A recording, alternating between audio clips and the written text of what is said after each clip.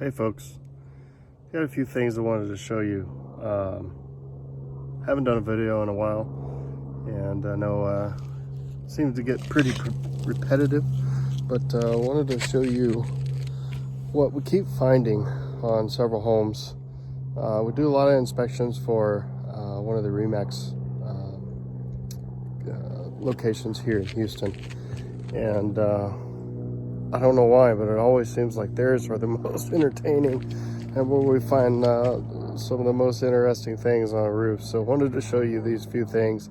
If you're considering buying a home, even if you're selling a home, get a roofing guy out to take a look at your roof and get an honest opinion of what's going on, so that you know what you're selling. And the reason why, when you're selling, obviously you want to, hopefully you don't want to sell somebody that's sell a home that's got to somebody that's got roofing issues, but mainly to prevent headaches as you go to closing. So if a buyer's inspector comes out, looks at the house, and finds a bunch of stuff wrong with the roof, it could really slow down your process and cause you to go through a negotiation stage and have to come down on your asking price and things like that. So it's always best to know what you're getting into, or what you're offering to people, so that you can avoid some of those costly things. So I wanted to show you a few things that I found.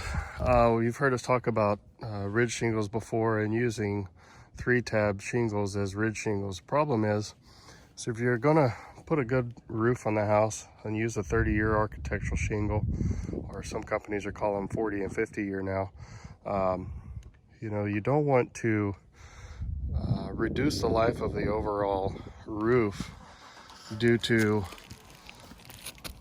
shoddy or less expensive, cheaper products on your accessories and some of the other main components of your roof. There's all kinds, but what we'll talk about here today is what we see. Look at these 3-tab shingles losing all their granules. And actually these on the ridge vent are in better shape than most of these on the house. But what happens is, you end up getting holes. They dry, they crack, easily damaged. If you don't use the right caulking, comes off the exposed nail heads. But if you look real close, look how many granules are missing. If we go a little bit further down here, see holes.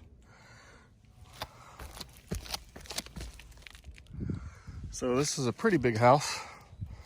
Got a lot of ridge and hips with these shingles. I'll try to get over here to this other spot that we found, but you can see everywhere we go, you'll see these shingles with the fiberglass showing and the mat.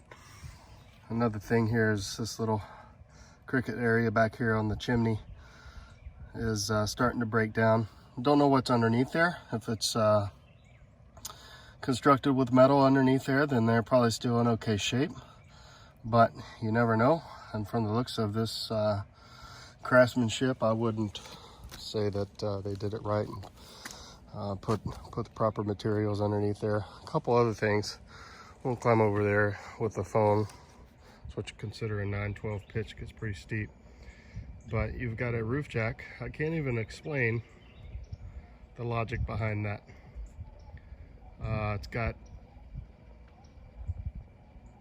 I can't even explain it. So I don't know what their logic was behind that. They put shingles over a lead pipe jack. We don't use lead, we use what you call bullet boots. They don't break down, they match, they never fade. Squirrels don't like them. So here's some more ridge. But another thing I wanted to show you, see if I can get over there without busting my hump.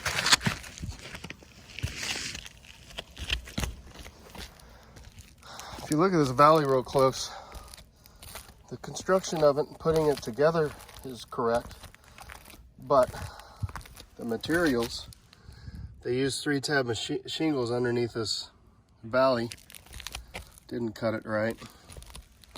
I'm surprised, and I actually don't know the history on this house of doing this for a realtor, that I don't know what they have disclosed or not. But on this house, you've got different methods. Actually, the method is the same, but the materials are different in different valleys. So my guess is these guys ran out of material and just decided to use 3-tab on these valleys up in the front, and then architectural in the back. So again, things that you want to know, your home inspector most likely is not going to, I see a lot of reports and I don't see a whole lot of information on things like this. So folks, if you're buying a house, call a roofer to take a look at the roof. Selling a house, call a roofer, take a look at the roof.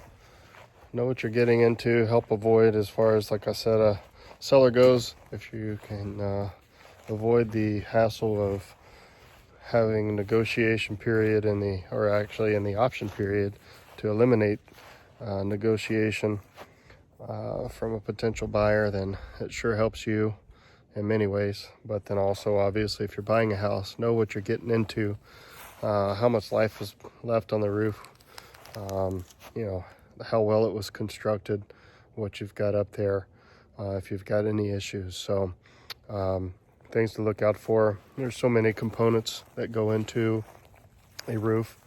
You know, you've got all kinds of things. Some things you're not going to be able to see, but like on this house, when you see different materials used in the same areas of a house, like the valleys on this one, you see 2 different type of materials being used. You know that there was no consistency. So what else did they not do correctly on it? So again, don't know the history of this house. It looks like they've had a few minor repairs or whatnot.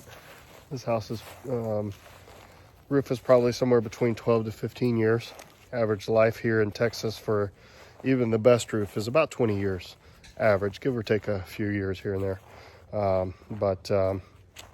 But yeah, this one definitely needs some attention. And you know, don't just rely on your home inspector, because a lot of times those home inspectors, not that they're not good folks, have good intentions, but you know, don't necessarily know what they're looking at. For example, real quickly, we see so many folks that have bought a new house, end up having trouble with it, you know, 6 months to a year, and then we go up there and find hail damage. Never was brought to their attention, because a lot of the inspectors don't know what hail damage looks like. So for that matter, a lot of roofers don't even know what hail damage looks like. So yeah, call a roofer if you're buying or selling a house, or if you're having issues. Obviously, find you a roofer that's got good reviews, word of mouth, neighbors used them, something like that, but not somebody that did it yesterday and made it look pretty, but somebody actually solved a problem, did a repair, solved a problem, or that's been in business for, you know, 3-5 years, whatever, at least, on up to, you know, but mostly that's got some good, you know, references, if you will. So have a good day. I'm going to enjoy the rest of this beautiful one.